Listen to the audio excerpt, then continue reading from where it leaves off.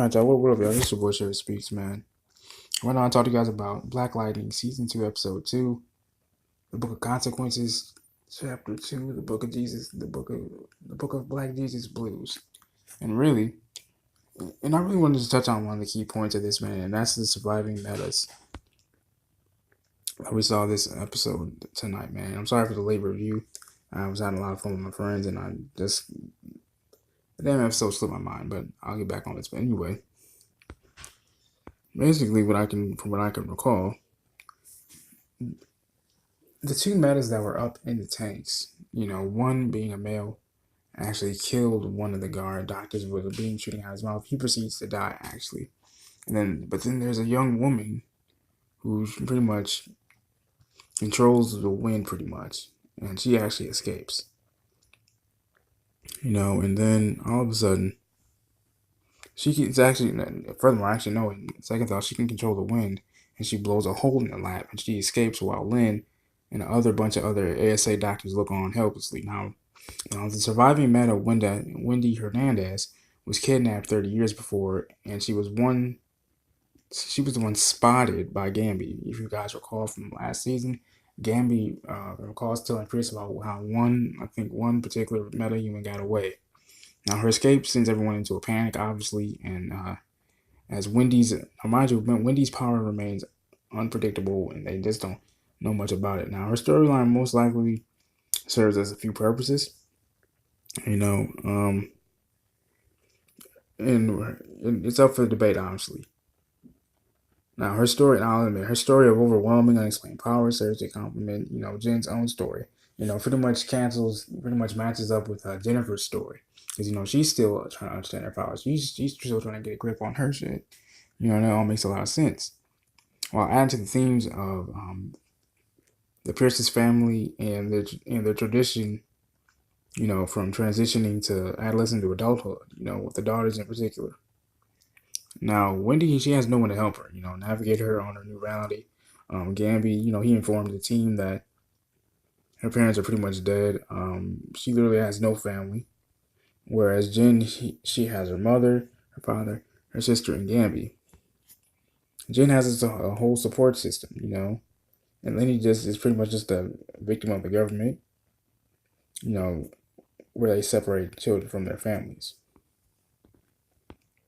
Another thing I want to touch on too is Jen's struggle to accept and control her powers. Which is why it's actually more so fascinating to see a similar story play out with not only Wendy but also with Isa, the two whose cells aren't changed naturally but rather by green light, which means they can't revert back to normal and will die at any moment like their first escaped meta, are given different choices. They can either live out with their lives with death coming at any moment, or they can go back inside the pods while Lynn and her team work on a cure. Now, Wendy chooses the pod, but Issa, who has the power to get people to tell him the truth, refuses. He wants to take his chances on the outside, even though that could put him in danger. Now, mind you, just ask Agent Odell, who reached the news that Issa will be out. He'll be out and about on his own with a sinister laugh, mind you. It's just really encouraging. They're encouraging parallels and contrast. In particular with Jen, because it pretty much underscores how privileged the Pierce family actually is. In fact, what I've noticed about this season so far is that it's definitely setting up for a downfall between the two sisters, Jen and Anissa. And for all Jen's angst about her power, she's still given space to explore her options. Khalil, which happens to be her ex-boyfriend, on the other hand, was simply thrust into his role, and now he's stuck doing dirty work for Tobias. In my honest to God opinion, man, Black Jesus Blues is worrisome in a lot of ways, and because of how it treats each story as something procedural and episodic. Long-term storytelling is the show's strong suit, so slip into a weekly isolated stories calls for a little hesitancy, but it's hard to argue with the way the episode presents some challenges to the Pierce family and the way it reframes how certain characters are coming to terms with their new reality. Now, honestly, it's too early to tell if This is a new push for Black Lightning in terms of territory.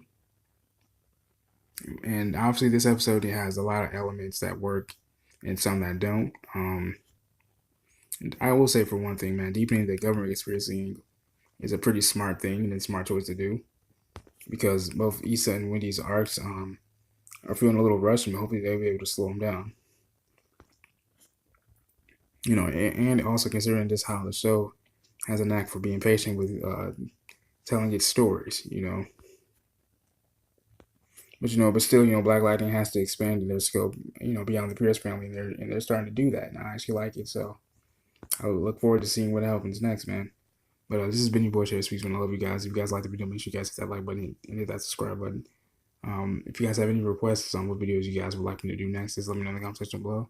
I love you guys, man. God bless.